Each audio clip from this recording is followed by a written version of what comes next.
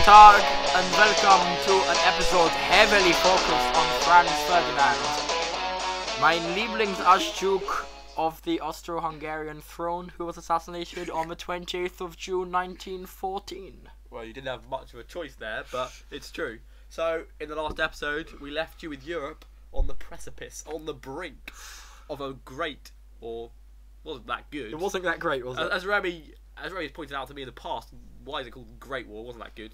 It was the large. First World War. First World War. We'll leave it at that. Anyway, we left you on the precipice of a European war, and Ferdinand's assassination was literally the trigger for this war. So, he was assassinated. Where he was assassinated was also quite significant. Yes. He was assassinated in Sarajevo, which is the capital of Bosnia, Which Austro-Hungary had annexed just a few years previously. Back. So it was quite a controversial place to visit in itself. And he was assassinated by a member of a Bosnian Serb terrorist group.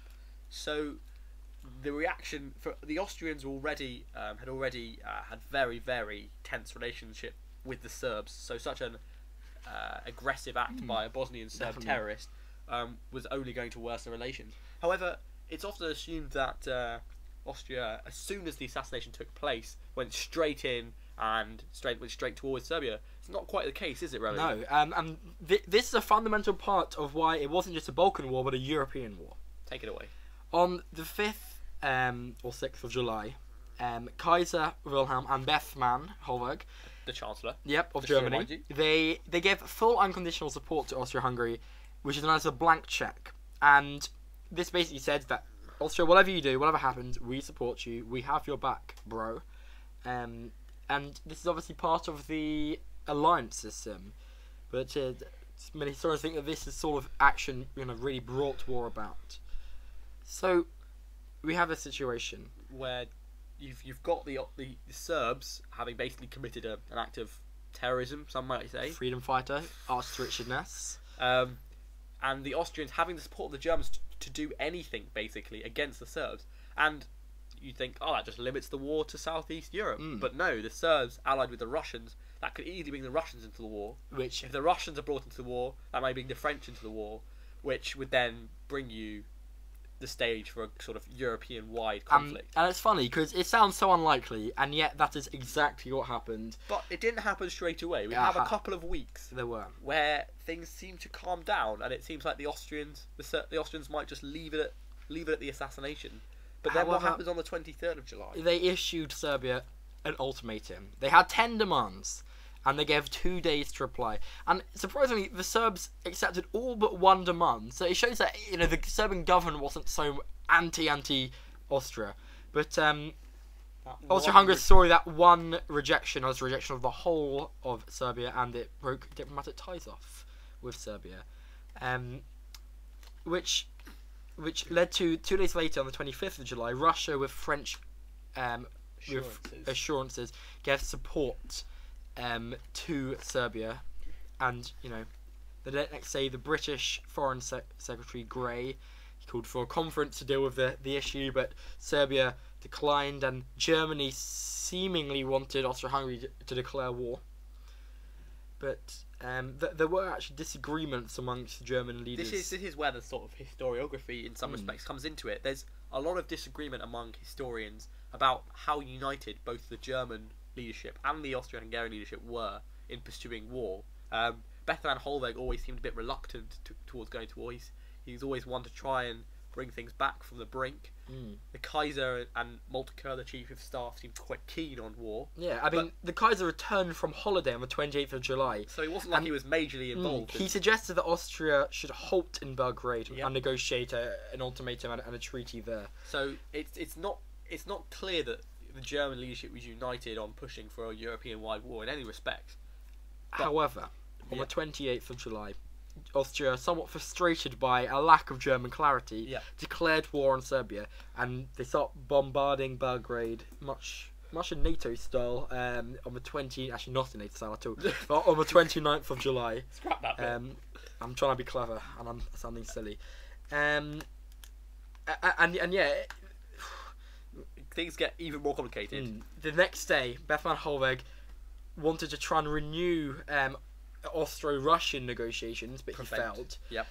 He failed to persuade Britain to remain neutral, and Russia ordered a partial mobilisation. And this bit is the key, I guess. 29th of July, Russia orders a partial mobilisation, which doesn't necessarily mean war. Russia could pull back.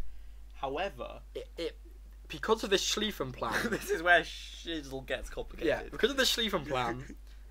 Once Germany orders mobilisation, that is basically Russia has a time pressure. It needs to be able to mobilise in time to meet a German mobilisation. So the Tsar had a choice between either standing down or ordering a full mobilisation to protect itself from a hypothetical attack from Germany. So this is just ridiculous. So and then the next day, on the 31st of July, what did the Tsar do? Well, basically, on the 31st, so Russia has this choice: either back down, which would be an embarrassment but probably avoid war, or fully mobilise, which would mean that it could protect itself, like Remy said, against a hypothetical German attack. Yeah. So it decides full mobilisation. We are not backing down. And the Schlieffen Plan comes into play. So now Germany must defeat France quickly. France are even involved in this at the moment. So Germany now has to defeat France in order to then deal with Russia. Because they didn't want to fight a war on two fronts. The key, as I mentioned a few episodes ago, go back to that, listen to that. That's the key. So by the 3rd of August, Germany was now at war with France and with Russia because they had to beat the French first. And the Schlieffen Plan also said what about my favourite waffle-eating country, I mean?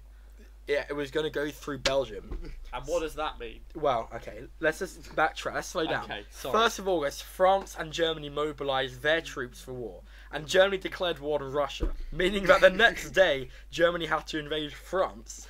So Germany actually invaded Luxembourg first and said, Belgium, we want to go through you. And Britain now comes in and goes, no, you may not do that. So Britain had a treaty with the Belgians. You cannot go through Belgium, which is a neutral country.